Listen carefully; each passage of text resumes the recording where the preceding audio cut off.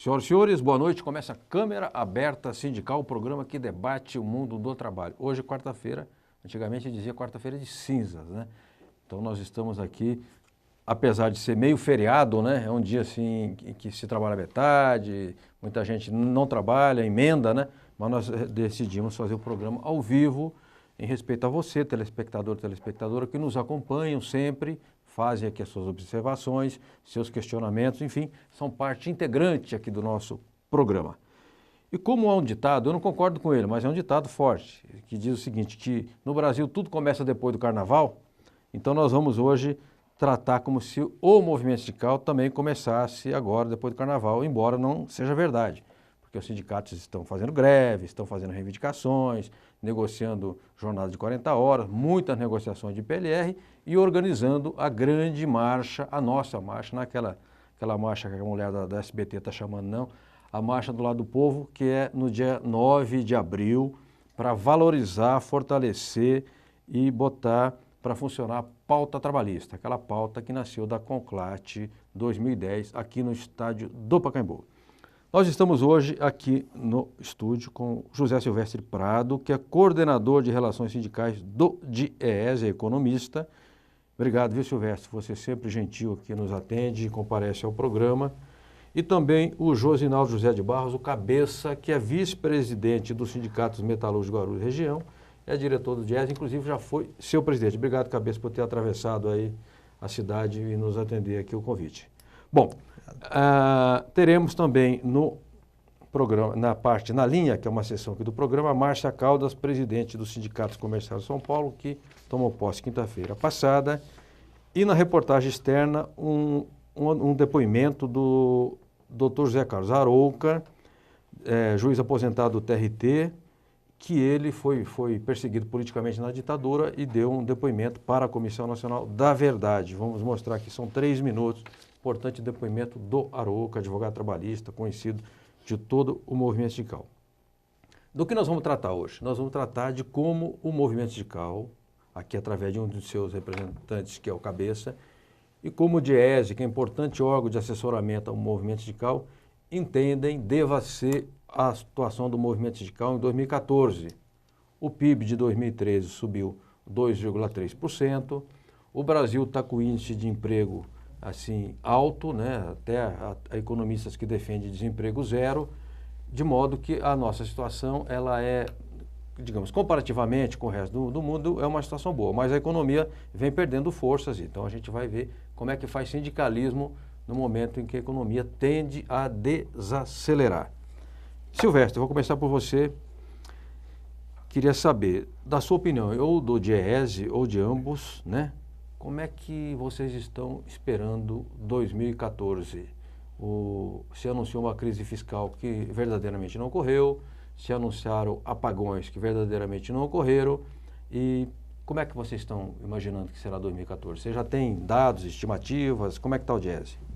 Bom, boa noite, Franzinho, boa noite, Josinaldo, nosso amigo Cabeça, boa noite, telespectador. Prazer estar uma vez mais aqui no Câmara Aberta Sindical. Olha, Franzinho, a imprensa publicou recentemente, né,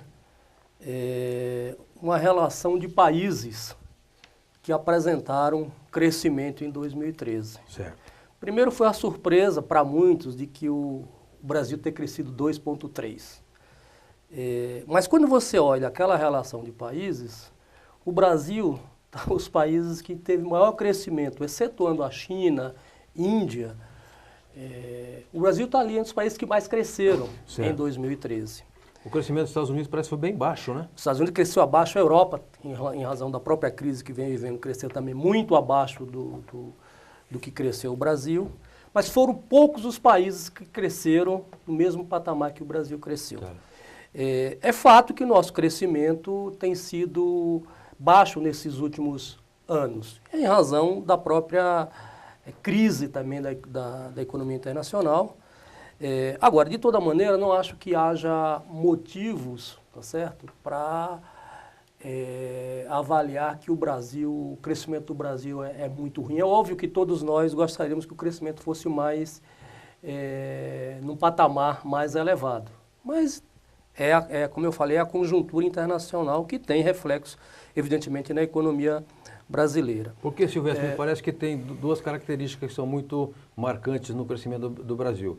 É crescimento com inclusão social. Então, eu acho que uma diferença, né, que é um ponto que eu gostaria de destacar aqui, uma diferença grande em relação ao Brasil, para além da questão do crescimento, é o seguinte, que todos os países que cresceram, e a imprensa tem mostrado isso,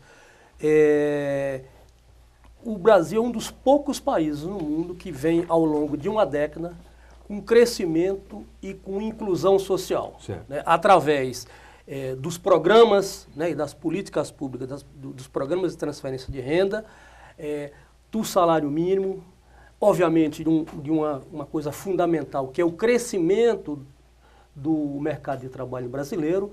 Para que o telespectador tenha uma ideia, nós tínhamos, ao final de 2002, no Brasil, cerca de 28 milhões de pessoas era o tamanho do nosso mercado formal de trabalho, ou seja, aquelas pessoas que estão com registro em carteira, que têm vínculo de trabalho.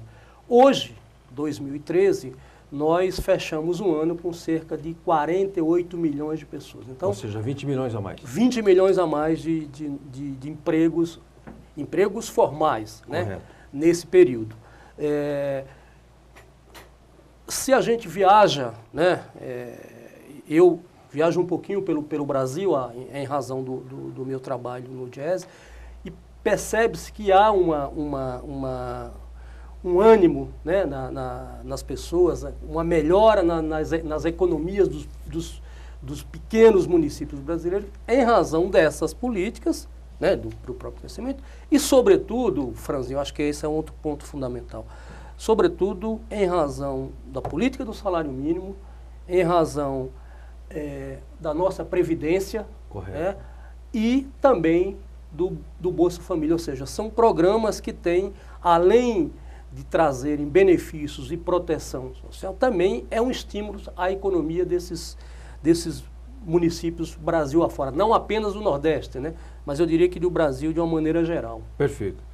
Josinaldo Cabeça, vice-presidente dos metalúrgicos de Guarulhos e região, pernambucano, depois vai falar um pouco daquela viagem que fez em Pernambuco e contar como é que está o Brasil lá para o Nordeste, se melhorou, se piorou, se está igual. Cabeça, como é que você está avaliando o ano 2014 e o que os sindicatos metalúrgicos de Guarulhos e região pretende fazer em termos de ação sindical? Bom, João, boa noite a Silvestre, a todos os telespectadores. E meus amigos estão lá em Guarulhos agora assistindo o seu programa. Um abraço a todos eles, né? E um abraço ao Patá, que é fã do programa também, que mandar um abraço para Patá aqui, o amigo Magri e todos os dirigentes que estão nos assistindo nesse momento. João, é o seguinte, eu acho que em relação a um comentário positivo, a gente só tem uma preocupação em relação a isso. Aqui a gente vê a geração de emprego, o saldo de emprego é positivo, só que a gente vê também um problema que pode nos atrapalhar muito e isso preocupa muito o Brasil, que é a queda da importância da indústria no PIB do nosso país. Ou seja, a gente vê um Brasil gerando emprego, vem distribuindo renda com as políticas públicas, mas também deixar claro que o movimento sindical é um dos responsáveis, é um dos principais responsáveis por essa política pública que está gerando emprego e renda, porque as negociações de valorização do salário mínimo foi feita com as centrais sindicais. E a grande mídia não valoriza a atuação e articulação do movimento sindical. Porque quando a gente fala em distribuição de renda, não é só política pública, não é só investimento privado, é também as reivindicações do movimento sindical para dar aumento real de salário, buscar participação no lucro e resultado, porque tem categorias aí que já está recebendo mais de 1/14 salário em termos de PLR. Isso é fruto de luta do movimento sindical. Então, quando se fala em distribuição de renda, esquecem a importância do movimento sindical. Eu quero deixar isso aqui registrado. Perfeito. Então, a gente vê um Brasil que gera emprego, um Brasil que distribui renda, mas vê também a importância da indústria caindo no PIB nacional. Isso é grave, porque um país, para se manter no topo do desenvolvimento e competir com o mundo, precisa ter uma indústria fortalecida. Então o governo precisa dar mais atenção para a indústria nacional especificamente. A gente está vendo aí muita indústria nacional baixando as portas.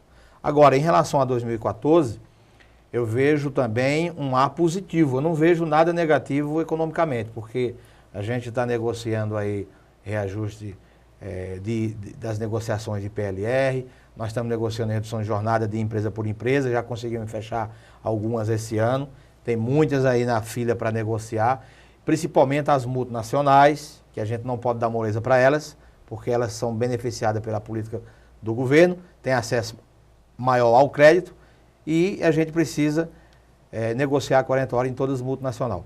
No geral, um cenário positivo. A minha única preocupação é essa, que o PIB da indústria está caindo bastante. A gente vê o setor de serviços crescendo, o agronegócio crescendo, mas isso é bom, mas tem o lado negativo da indústria, que a indústria nacional está perdendo a sua importância no cenário mundial aqui do nosso país. Perfeito. Cabeça, você bem citou as conquistas das categorias, né?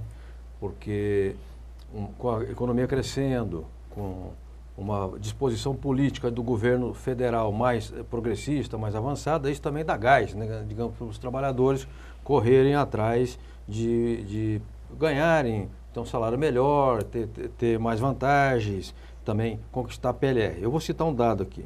Quando se pega todo o pacote da negociação dos bancários, que são, acho que cerca de 350 mil. 450 mil. 450 mil no Brasil, porque é bancário, aí os bancos estatais também. Se você soma todo o pacote, aquela luta do sindicato está resultando no ingresso de 7 bilhões de reais na economia durante um ano. Então é representativo. No caso dos metalúrgicos de Guarulhos, parece que o sindicato já acumula 10 anos de aumento reais. 10 anos de aumento real do salário. Nos últimos 10 anos nós conseguimos 33% de aumento real do salário. Então isso, se você pegar um salário de 10 anos atrás, que era R$ 1.800, se ele pegar só a inflação, a reposição da inflação, ele estaria ganhando hoje R$ 3.000. Com a inflação mais o aumento real que os metalúrgicos conseguiu, ele está ganhando R$ 4.000. Uma diferença de R$ 1.000 no salário por mês. Então isso é distribuição de renda e que o sindicato não é citado com essa vantagem de levar ao bolso do trabalhador o dinheiro. Né? Porque fala-se em distribuição de renda, só se pensa do lado do governo. Nunca ninguém fala do sindicato, da importância do sindicato na distribuição de renda. Tá. Aliás, e tem um outro aspecto.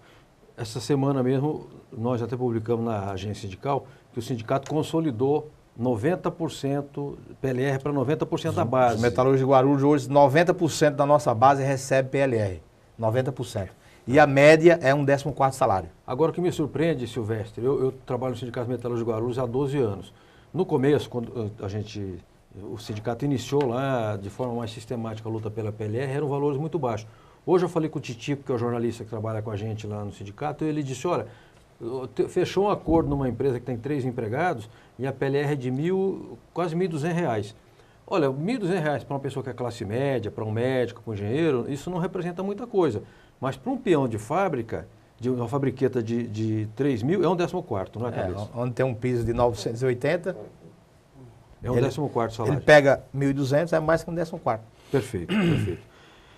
Silvestre, eu queria falar uma outra coisa com você, que não tem muito a ver com o foco do programa, mas que eu acho importante a gente citar, que é a rotatividade da mão de obra. Até porque o fim da rotatividade ou criar dificuldade crescente para a demissão sem justa causa é um item que está na pauta trabalhista. Se não me engano, é a implementação da Convenção 158 da OIT.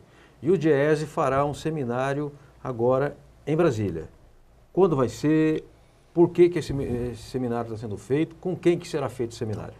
O seminário será realizado 11 e 12 de março em Brasília, no Ministério do Trabalho e Emprego. Portanto, logo agora, semana que vem. Semana que vem. Terá participação tripartite, ou seja, os trabalhadores, né, governo e a bancada representantes do setor patronal. E também gente da academia. Né? Tá. A ideia do seminário, quer dizer, Primeiro, para a gente, o Diese tem trabalhado por demanda do movimento sindical esse tema da rotatividade de forma mais intensa, com estudos, com notas técnicas, com um livro que foi publicado há um ano e pouco atrás.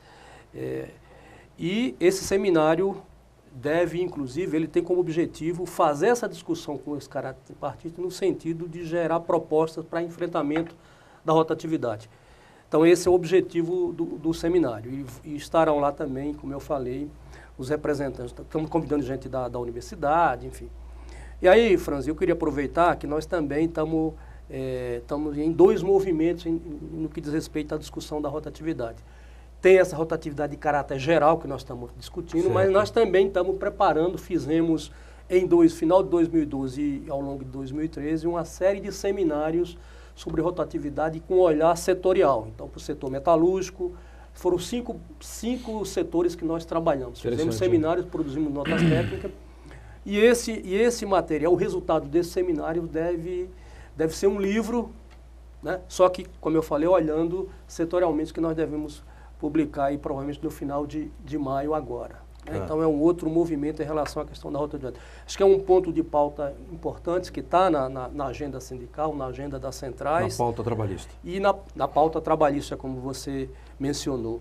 Agora, eu queria, aproveitando o tempinho ainda, só inclusive reforçar na linha do que o Cabeça já mencionou, acho que foi muito bem lembrado que parte dessas políticas, né, teve a mão ali dos trabalhadores, ou seja, teve a mão das centrais, né, e particularmente a política de valorização do salário mínimo. Então, foi fundamental a participação dos trabalhadores. Agora, eu queria também aproveitar, porque, claro que o crescimento ele é benéfico, principalmente quando tem inclusão, distribuição de renda, mas a gente precisa lembrar também o seguinte, o governo, né, fez uma série de desonerações, ou seja, no sentido de atender a pauta empresarial. Sim. Todos nós acompanhamos aqui de 2012 para cá, com o Plano Brasil Maior, estima-se que em torno de 100 bilhões, né, de reais foi o que custou, ou seja, foi a renúncia fiscal que o governo fez em pró das empresas e, portanto, do setor privado nesse período, né? Então, eu acho que a gente precisa destacar também que o governo atendeu, né, em grande medida, a propósito do que o próprio Cabeça estava falando, que eu acho que ele também tem razão, que é questão fundamental, que é olhar para a indústria. Tá. Né? A experiência histórica mostra, né, nenhum país, né, que galgou o desenvolvimento, né, prescindiu de uma indústria forte. Tá. Né? Então, eu acho que bem lembrado pelo Cabeça a história aí da necessidade de fortalecimento da indústria brasileira. Perfeito. O Cabeça vai falar daqui a pouco, mas me lembra aqui o pessoal da produção que nós estamos com uma pessoa na linha. Chama a vinheta e vamos conversar com a Márcia Caldas, dos comerciários de São José do Rio Preto, ok?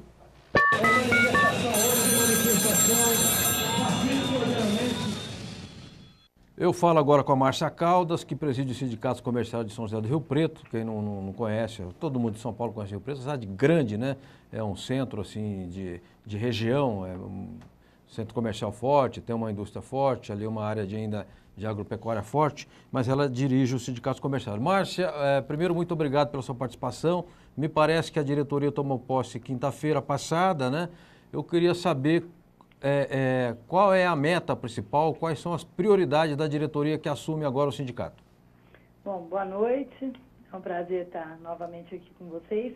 Nós tomamos posse agora no dia 28 e para nós é um prazer estar à frente do sindicato com essa eleição que nos mostra a confiança que o trabalhador comerciário tem na nossa diretoria, com 99,09% de aceitação. Então, isso nos dá mais responsabilidade. E os nossos programas agora, para esses próximos 5 anos que nós vamos ter, realmente trabalhar na valorização da mulher, igualdade de salários, igualdade de gêneros, e também na lutas e conquista. Nós estamos trabalhando muito forte com as empresas, tendo conversas individualmente para melhorar os benefícios, já que nós, na convenção coletiva, não conseguimos abranger a todos.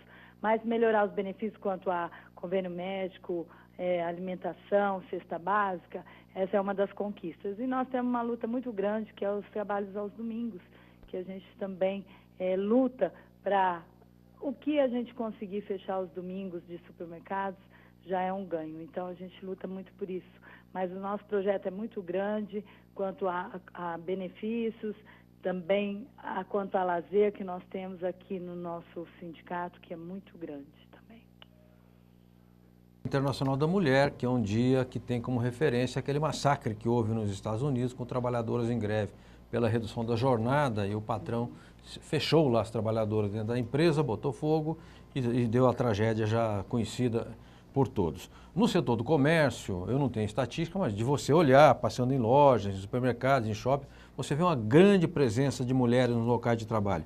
Na região de Rio Preto, eu te pergunto, há muitas mulheres trabalhando no comércio? E como é que é resolvida a questão da jornada dupla ou da própria jornada tripla das trabalhadoras? Porque às vezes ela trabalha, estuda e também cuida da casa. Sim.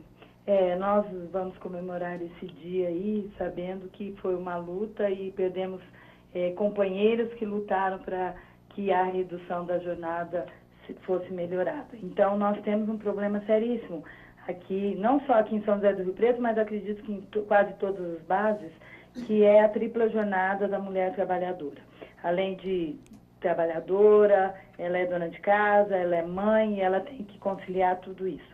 E nós temos um grande problema que agrava, que são as creches insuficientes para que atenda, né, a mãe comerciária. Entendi. Então, uma das lutas nossas, junto com a nossa federação, o presidente Mota, é creche para mulher comerciária, creche que atenda o horário, porque esse trabalho é de sábado, de domingo, as creches não fecham às 18 horas e o comércio muitas vezes passa das 18 horas.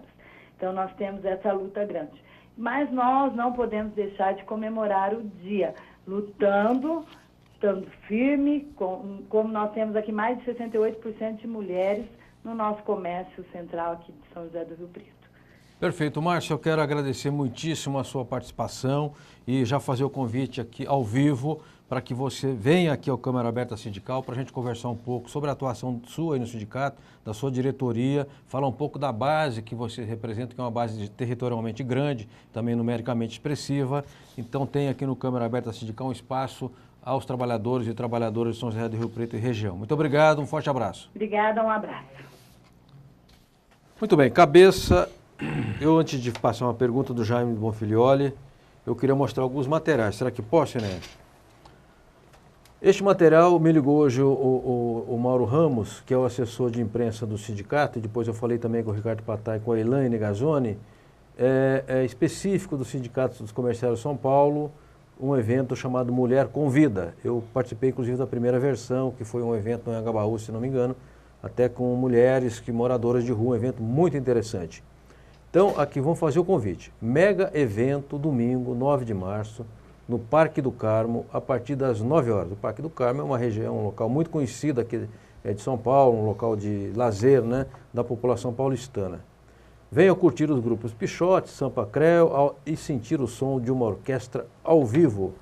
É tudo gratuito. Haverá corte de cabelo, maquiagem, manicure, vários exames de saúde e o poupa-tempo para retirar documentos, inclusive a primeira via do RG. Se você quiser conhecer mais o que vai ocorrer, você entra no site do Sindicato dos Comerciários de São Paulo e você terá as informações. Deixa eu mostrar aqui uma outra parte. A ideia é reunir 50 mil pessoas. Vou ler mais um pouco sobre as ações gratuitas. Cabeleireiro, manicure, maquiagem, limpeza de pele, carteira do trabalho, poupa-tempo, delegacia da mulher, estande da Secretaria da Mulher, estande da saúde, exames de índice de massa corporal IMC, hepatite C, glicemia, tudo de graça, hein? Não precisa ser comerciária. Desde que você seja uma mulher, uma cidadã, você pode comparecer. Oficinas de mosaico, palestras abordando os temas da violência, saúde, trabalho, etc. E haverá a área de recreação para as crianças, que a mãe, evidentemente, pergunta, eu vou lá participar de um evento desse e meu filho, minha filha ficam com quem? Então haverá área de recreação para crianças. Parabenizo o sindicato pela iniciativa, dizendo que, se pudermos, vamos cobrir esse evento, porque ele realmente tem forte alcance social. e mostrar também o sindicato afiliado à UGT. E nós temos aqui um material do Sindisport, que é afiliado à nova Central Sindical de Trabalhadores, que é uma festa do dia da categoria, que é em janeiro, agora não me lembro a data, se é 20 de janeiro ou 15 de janeiro, e no Clube Espéria, foi uma festa que reuniu muita gente. E também um bom acordo coletivo. O sindicato assina acordo de 7,2, conquista cesta básica de R$ 75, não havia cesta básica, são 50 mil trabalhadores, e garante antecipação da data base. Um abraço ao Jackson e a outros integrantes daquela diretoria. Cabeça, o povo quer saber, eu vou perguntar para você, tá? Por favor. O Jaime do Bonfilioli pergunta: qual é a sua posição sobre trabalhadores entrarem em greve antes da database, como está ocorrendo com os garis no Rio de Janeiro? Olha, os trabalhadores, eles têm o direito de reivindicar a qualquer momento.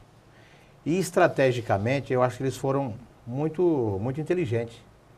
Porque uma cidade que patrocina a maior festa popular do planeta não ter condições de negociar o aumento dos garis, para os garis passar a ganhar R$ 1.500 por mês, que é a reivindicação mínima deles, eu acho que é uma vergonha. O gari hoje no Rio de Janeiro, é uma boa pergunta, parabéns aí ao Jaime pela pergunta. O gari no Rio de Janeiro, mesmo com os 9% que o prefeito ofereceu, o salário deles o piso deles vai para R$ 824,74. Quanto, cabeça? R$ 824,00. A fabulosa quantia de R$ 824,00. Isso é bruto, porque tem desconto. Isso já é com o reajuste. Então isso é uma vergonha. O gari, ele é um trabalhador como qualquer um outro. E passar o mês inteiro correndo atrás de um caminhão de lixo para ganhar esse dinheiro, para uma cidade que vai patrocinar a Copa do Mundo, a Olimpíada e o Carnaval maior do mundo, isso é uma vergonha. Então os garis fizeram na hora certa, para mostrar para as autoridades que sem eles não tem festa bonita, porque com sujeira, os turistas mostrando a sujeira do Rio de Janeiro para o mundo inteiro, para nós brasileiros isso é vergonhoso. Então os garis merecem respeito como merece o comerciário, o metalúrgico, qualquer cidadão desse país. É meu desabafo. Aliás, cabeça, eu queria fazer um comentário, viu, Silvestre? Assim, não quero ser moralista e tem um certo moralismo no comentário que eu vou fazer. Nunca tem dinheiro para pagar trabalhadores com esse perfil. Agora, para pagar comissionado e amigo do rei, são milhares nessas prefeituras Brasil afora, ganhando os salários, os melhores salários e muitas vezes sem trabalhar. Que esse gari, ainda que ganhe salário de fome humilhante, ele comparece para trabalhar todo dia, porque ele sabe que se lhe faltar R$10, isso pesa na mesa dele no fim do mês. E é um show de comissionado, é uma vergonha. Se tivesse comissionado só dentro daquilo que for tecnicamente necessário, sobraria mais dinheiro para pagar gari, pagar professor, pagar policial. Isso é município, é estado, é união. É tudo. É uma regra geral, desgraçadamente. Todos os... Ok? Silvestre, nós vamos para o intervalo. Eu vou só fazer a pergunta. Eu vou deixar a pergunta no ar. Depois o Silvestre responderá logo após o intervalo. Pergunta aqui o Kleber de Guarulhos para o Silvestre. Quem faz mais análises erradas e previsões furadas? O jornalista esportivo ou o economista? Você... Aliás, por falar em jornalista, agora o assunto é sério. Neste momento, na Avenida Angélica, aqui na região central de São Paulo, no bairro de Higienópolis, os jornalistas estão com um bloco lá em frente de um batalhão da Polícia Militar, que é uma gozação, né, no bom espírito carnavalesco. Me bate que eu sou jornalista, porque os jornalistas, certos policiais, não estou dizendo a corporação, porque não vamos confundi-los com bugalhos, parece que tem um gosto de bater em jornalista. Então os jornalistas fizeram, dentro do espírito carnavalesco, um desafio lá à PM para escancarar um problema que precisa ser resolvido no Estado de Direito, a civilidade, jornalista, no exercício dessa profissão tem que ser respeitado. Vamos ao intervalo, voltamos já já. A FEComerciários, formada por 68 sindicatos filiados no estado de São Paulo, representando 2,5 milhões de comerciários, apresenta Momento FEComerciários.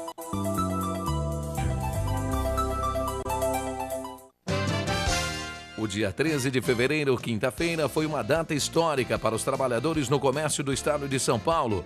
A filiação da FEComerciários e dos sindicatos filiados à União Geral dos Trabalhadores, UGT, central sindical que mais representa os interesses da categoria por ter DNA comerciário.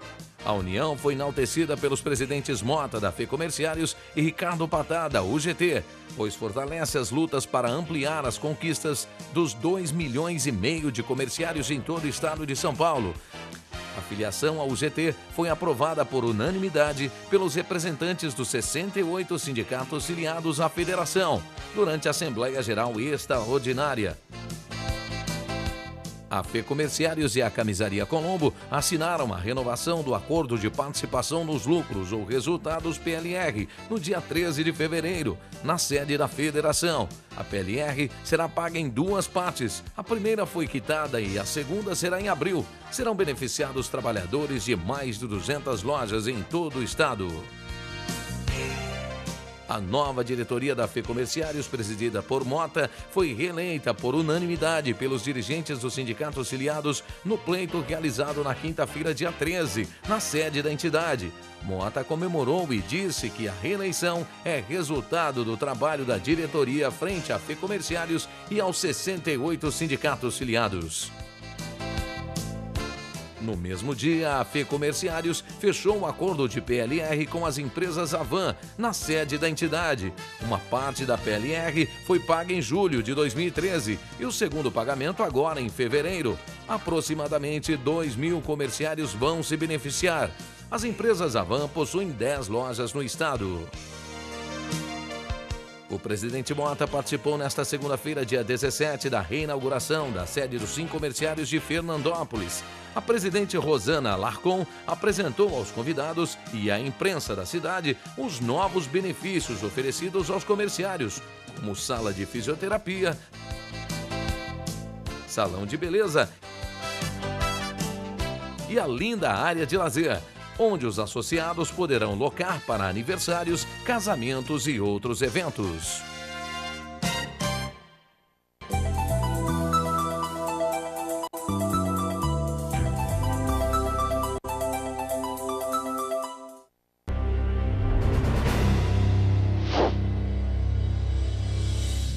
As confederações precisam ser ouvidas pelo governo, pois são as representantes legais dos trabalhadores.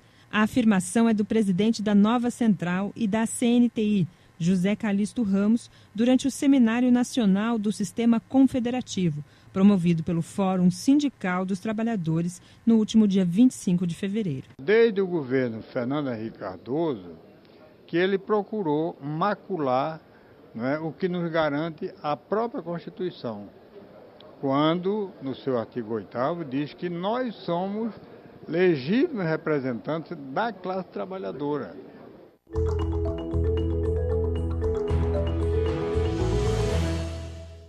A Confederação Nacional dos Trabalhadores em Turismo e Hospitalidade, a Contratu, realiza o 8º Seminário Nacional Viver Mulher. Será nos dias 12, 13 e 14 de março, em Jaboatão dos Guararapes, em Pernambuco, com a participação de lideranças sindicais de todo o Brasil.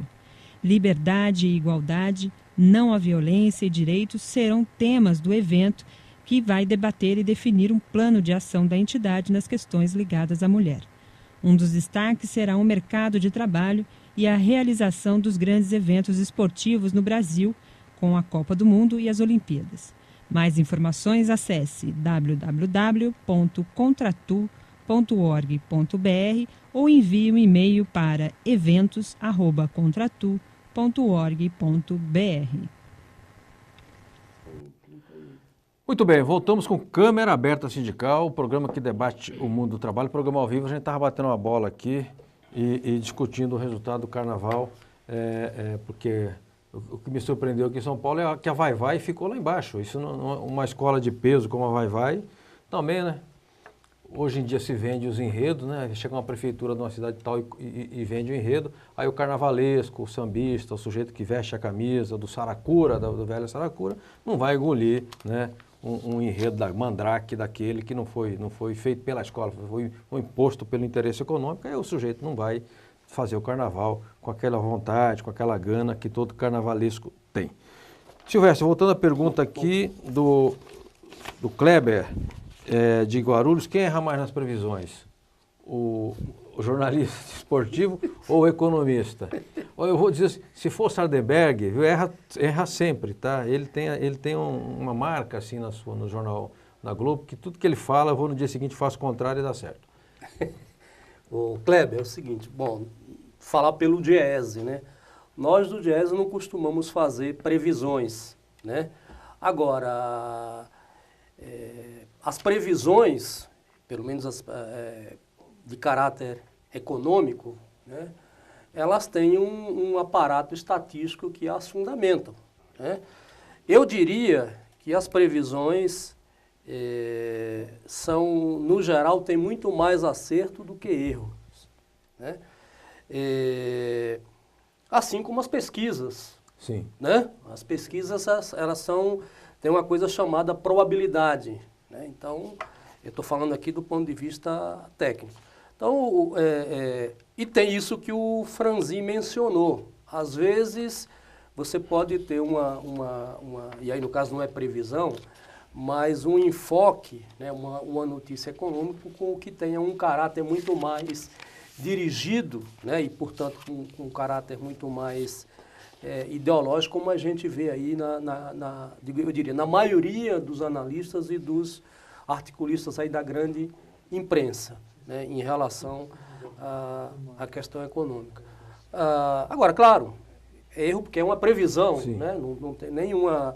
O que eu diria é o seguinte, tem mais margem de acerto do que de erro. É que às vezes as pessoas acham, bom, o cara falou assim, olha, a inflação, por exemplo, pegar a inflação está estimada em 6,4, por exemplo.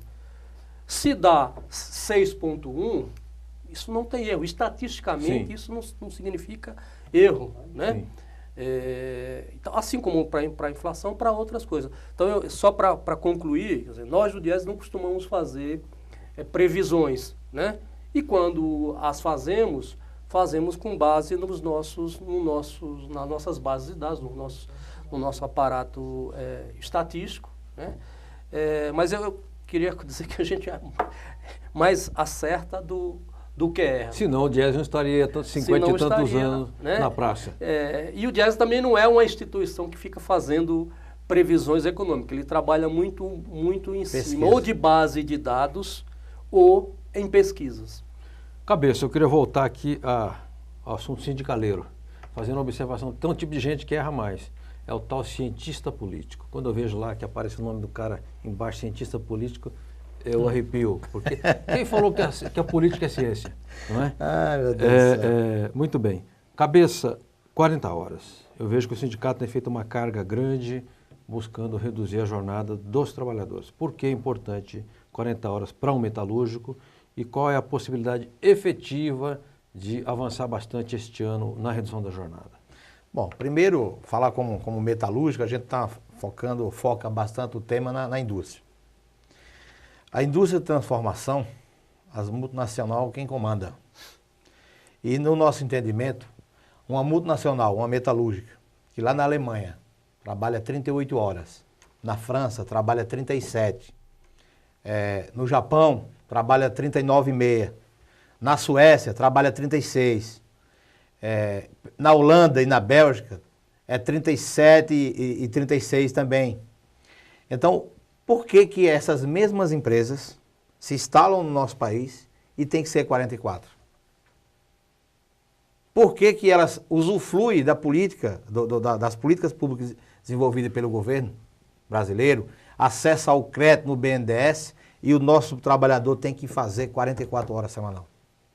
Então nós temos que bater, quando eu falo bater, é reivindicar que as 40 horas semanal precisa ser atendida pelo Congresso, né, pelos deputados e senadores, que a maioria são contra, nós só temos lá 70 votos. E acabar com essa cultura negativa que nós somos trabalhadores de terceiro mundo. Eu sou funcionário de uma multinacional. Lá a jornada de trabalho é 41,5. Certo. E tá nós perto das 40 já, hein? E nós estamos com um acordo já pré-assinado aí, porque está envolvendo também a negociação de PLR, e só vamos negociar a PLR com as 40 horas para esse ano. Tá. Então, quer dizer, é mostrar para essas empresas e dizer para eles, olha, se o funcionário de vocês lá na Europa, eles trabalham abaixo de 40 horas e recebem, em média, 5 vezes mais do que nós, por que nós não merecemos? Então, esse é um ponto de interrogação para ficar, para que todos lutem pelas 40 horas semanal. E também, isso é qualidade de vida, né? Isso é para você descansar, para você estudar, para você poder ler mais, fazer curso de qualificação profissional e mostrar que o Brasil tem condições disso, porque nós já temos algumas categorias, como os químicos do estado de São Paulo, que é 40 horas semanal. Nós já temos na nossa base, Franzinho, várias empresas que é 40 horas semanal, como a Vícia, uma antiga Filco Ford, é 40 horas. Nós temos a Eletromecânica Dina, que é 40 horas. Nós temos a Brisson, a Sindomel, que é 40 horas. Nós temos várias empresas metalúrgicas que já é 40 horas há mais de 5 anos. No caso da Sindomel, já vai fazer 10. E essas empresas não perderam concorrência, não quebraram e estão ganhando dinheiro ganhando mais. Porque há 10 anos atrás, a produção ainda era meio que manual e hoje é tudo automatizada. Elas produzem hoje 4, 5 vezes mais do que produzia há 20 anos atrás. Então, isso não é desculpa. O Diese já tem a pesquisa. Custa 1,9% mais caro se baixar de 44 para 40 direto. E se for gradativo 1 hora por ano, então você soma aí 1 hora por ano, 4 anos, daria 0,5% cada hora que ele reduzisse. Menos de 0,5%. Então, isso é um discurso ideológico, patronal, que não quer que os trabalhadores conquistem isso. Porque o tio Sam quer que o Brasil seja ainda mandado por eles de todas as formas, inclusive em jornada de trabalho, superando a deles. Silvestre, rapidamente, eu sei que é um assunto espinhoso, mas se você puder responder rapidamente, eu gostaria. A economia brasileira, sobretudo a indústria, ela tem suporte para aguentar 40 horas ou isso derruba muita produtividade? Não, acho que tem suporte. Eu acho que aí tem muito rapidamente um histórico, né? A luta dos trabalhadores, não só os trabalhadores brasileiros, mas os trabalhadores internacionais em torno da redução da jornada de trabalho. No nosso caso, hoje nós temos a jornada legal de 44 horas, mas todos vocês se lembram que na Constituição de 88, que foi a última redução de jornada, a nossa jornada era de 48 e veio para 44. Obviamente que o contexto era outro, mas de toda maneira, naquele período, existia muita gritaria que a economia, que o mercado de trabalho, que muitas empresas não suportariam, né? E o que ocorreu? Houve a redução da jornada de trabalho, não teve nenhuma, não se tem notícia que tenha quebrado a empresa ou coisa parecida. O que ocorre, Franzinho, é o seguinte, lá como agora, aqui, você já tem um processo de negociação por parte de muitos sindicatos que já vão negociando a jornada e tem jornada inferior à jornada legal. Claro. Aconteceu lá e está acontecendo agora. O que ocorre é o seguinte, eu lembro muito bem, naquele momento, e o Diese tem pesquisas, pelo menos tem aqui para a região metropolitana de São Paulo, o que aconteceu é o seguinte, você reduziu a jornada de 48 para 44, mas a jornada média dos trabalhadores aumentou. Por quê?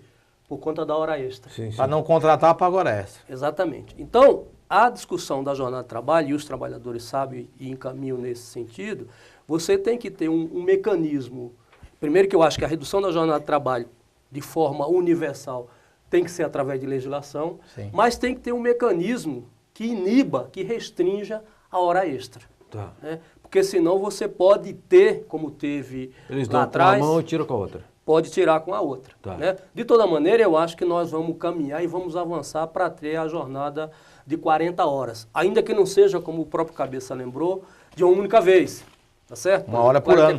Pode ser de forma paulatina, mas, enfim, eu acho que essa é uma luta dos trabalhadores que nós vamos conseguir reduzir de 44 para 40. E acho que não tem margem para isso, né? Os estudos, isso que você lembrou, que não é do Diese, é da própria CNI que fez um estudo lá atrás mostrando que você tinha um acréscimo menos de 2% se você reduzisse de 44 para 40 horas, no caso da indústria. Perfeito. Nós vamos para um pequeno intervalo, mas antes do intervalo eu quero registrar que hoje recebemos aqui no Câmara Aberta Sindical, no programa ao vivo, na quarta-feira de cinzas, Josinaldo José de Barros, cabeça, vice-presidente do Sindicato dos Metalúrgicos Guarulhos Região, entidade filiada à Força Sindical e também diretor do DIES, já foi até seu presidente. E conosco aqui também no Câmara Aberta, o economista José Silvestre Prado, coordenador de Relações Sindicais do DIESE. Nós vamos fazer um pequeno intervalo, já voltamos com o Câmara Aberta Sindical, ok?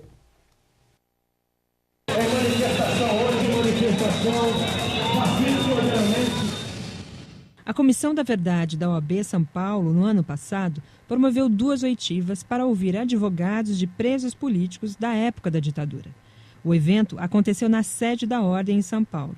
Entre os depoentes estava José Carlos da Silva Arouca, advogado trabalhista, desembargador aposentado do TRT, que ficou preso durante 1 mês na ditadura militar. Fui preso na porta da Justiça do Trabalho 1 mês depois do golpe militar. O delegado do DOPS, Paulo Bom Cristiano, no alto de sua importância recente, arriscou a tortura psicológica respondendo ao tira que perguntara o que faltava fazer. Vamos revistar sua casa. Saíra do departamento jurídico do Centro Acadêmico 11 de Agosto para a advocacia trabalhista.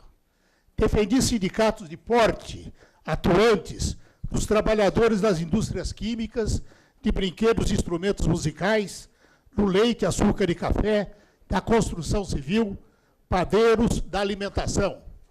Logo após o golpe, assisti caírem todos sob intervenção do Ministério do Trabalho.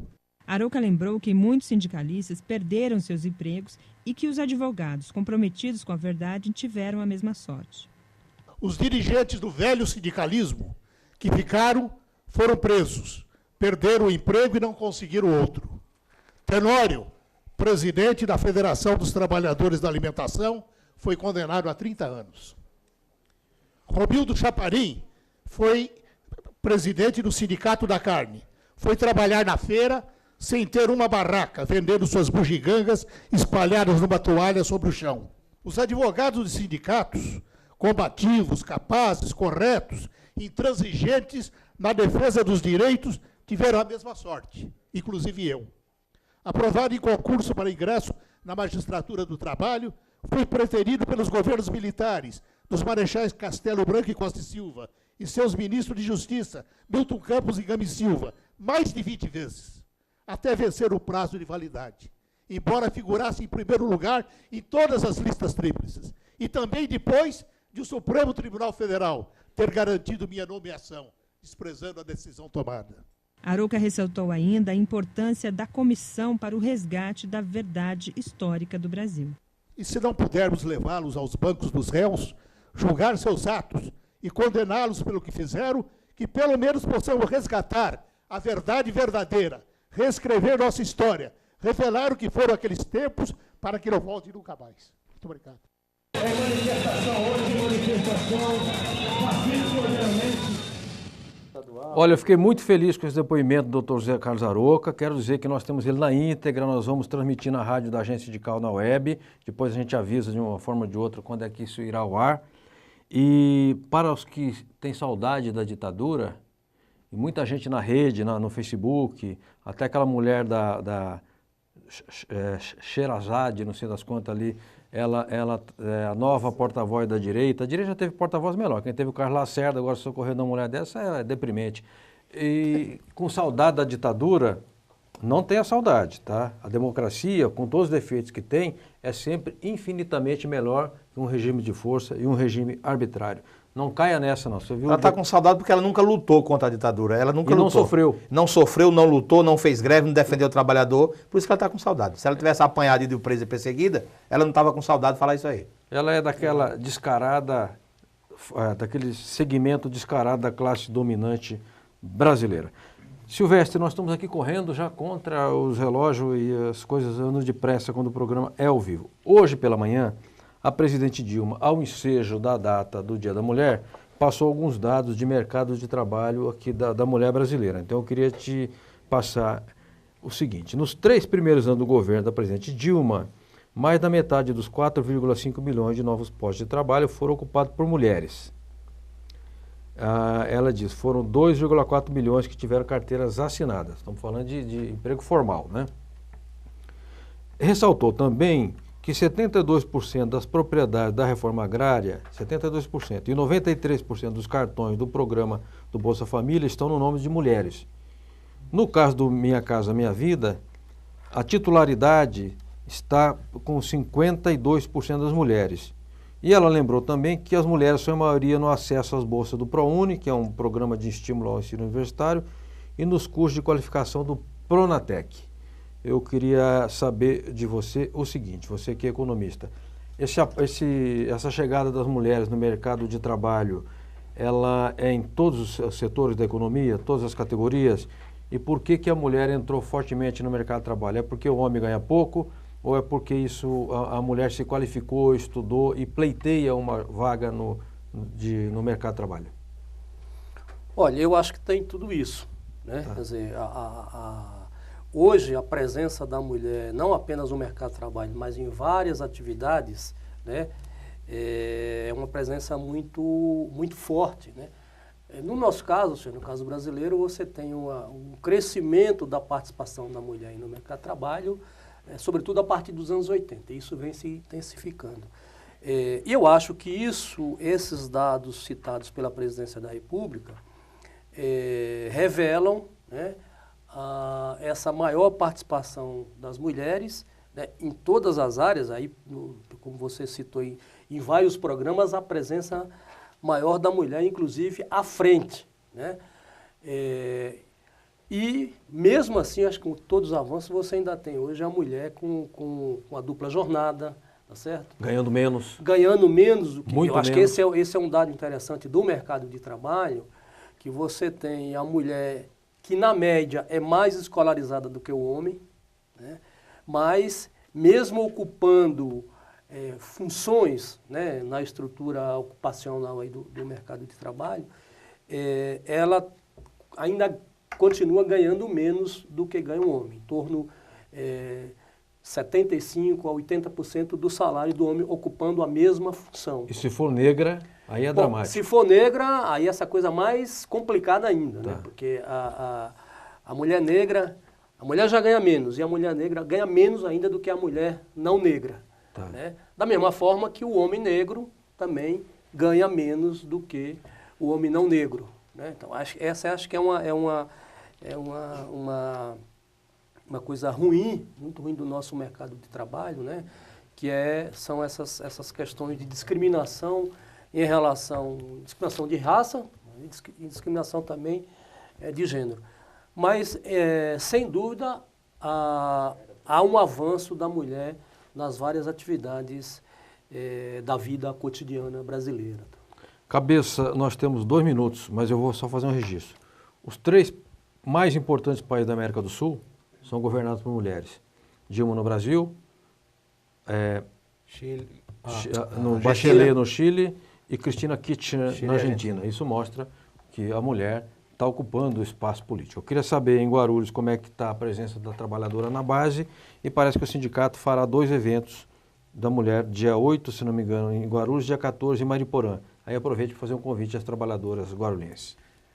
Nós temos hoje na nossa base metalúrgica uma presença muito forte das mulheres. Nós temos hoje, por ser uma atividade industrial, ainda um serviço meio vamos dizer assim, característica mais para homem, mas nós temos aí quase 15%, 14 e pouco por cento de percentual de mulheres na categoria. Nós temos empresas com 1.200 funcionários que 900 é mulher. Né? Então, como a Continental, como a Dina, enfim, o setor de autopeça. Então, nós temos aí quase 15% na categoria que é mulher. Agora, dia 8 nós vamos fazer o evento aí, eu convido a todas as metalúrgicas da cidade de Guarulhos, Arujá, Mariporã, Santa Isabel, que é a nossa base, para participar do evento, que é um dia onde tem que fazer as reflexões do passado, porque as mulheres são fundamental, são muito importantes na luta e nas reivindicações e principalmente no movimento sindical. Hoje a mulher representa 51,7% do eleitorado brasileiro. Então isso é uma coisa que as mulheres têm que aproveitar essa oportunidade de ser presidida por uma mulher no nosso país e conquistar seu espaço, não só no local do trabalho, mas também na política. Perfeito. Quer fazer algum comentário, senhor?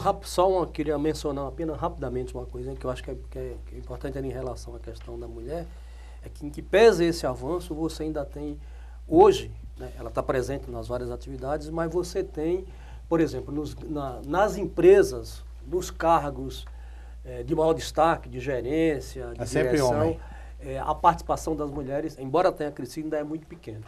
Perfeito. Olha, nós estamos chegando ao final do programa. O Jaime mandou aqui uma observação dele, eu não vou ter tempo de falar. A Marina do Centro, aqui umas outras 3 perguntas que eu acabei não fazendo por falta de tempo.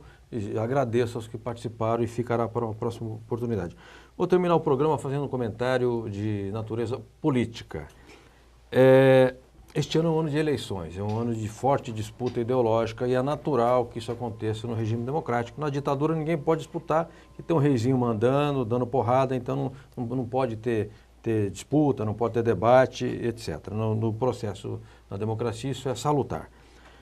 Eu quero dizer que o setor conservador vive apostando contra o Brasil. Virou o ano de 2012 para 2013, dizendo que ia ter escuridão no Brasil, apagões, que ia ser uma tragédia grega, e isso acabou não se efetivando. Depois, tentaram aqui, por meio do tal mensalão, fazer o trucidamento dos réus. Eu não estou colocando, acho que ninguém é inocente. Agora, é preciso haver julgamento justo, sem pré-condições. Também, agora, perderam com a tal de formação de quadrilha e a direita ficou extremamente decepcionada. Aí, inventaram uma tal de crise fiscal, que o Brasil ia quebrar, que as agências de risco, nós nem sabemos que essas agências, serviço de quem estão, iam rebaixar o Brasil, não conseguiram. Elegeram um novo alvo. O novo alvo é o salário mínimo. Agora estão batendo de todas as formas para que haja mudança do salário mínimo na política, que recupera o valor do salário mínimo, e o movimento sindical não aceitará, porque nós sabemos que isso é uma posição unitária do sindicalismo, porque foi o sindicalismo que conquistou essa política. Então eu queria deixar esse recado aqui, que vamos repercutir nos próximos programas. Me pede aqui a produção que avisar que a Rádio da Agência Sindical, na web, entrevistará a Isabel, que é diretora do Sindicato Comercial de São Paulo, que vai falar sobre, na sexta-feira, das 17 às 18, sobre o Mulher com Vida, esse importante evento que o Sindicato de São Paulo está promovendo. E, evidentemente, que eu não ia deixar de terminar o programa sem fazer uma menção às mulheres e mandar um abraço fraterno a todas as companheiras trabalhadoras e todas as mulheres que lutam junto com as trabalhadoras para construir um país mais democrático, uma sociedade mais justa e mais equilibrada. Parabéns às mulheres e estamos juntos, vamos em frente. Até quarta-feira que vem com o novo Câmara Aberta Sindical.